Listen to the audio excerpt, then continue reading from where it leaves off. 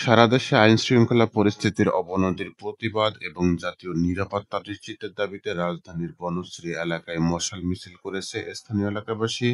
সোমবার মধ্যরাতে রামপুরা ছাত্র জনতার ব্যানারে বনশ্রী এলাকায় এই মিছিল অনুষ্ঠিত হয়।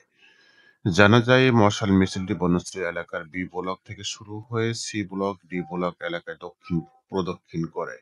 এই সময় মিছিলকারীরা ছিনতাইকারীর ঠিকানা বনশ্রীতে হবে না, আমার সোনার বাংলায়, চুরি ডাকাতি ঠাঁই নাই, জালো জালো আগুন জ্বলে ইত্যাদি ইত্যাদি স্লোগান দিতে থাকেন।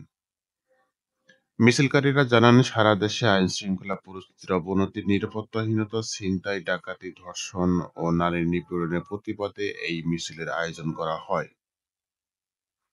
মিছিলে অংশ নেওয়া তাহসিন হক শাফিন বলেন, সারা দেশে নিরাপত্তাহীনতা তৈরি হয়েছে, ছিনতাই, ধর্ষণ, নারী নির্যাতনের ঘটনায় ঘটছে। গতকাল আমাদের বনশ্রীতে ছিনতাই ও গুলির ঘটনা ঘটে।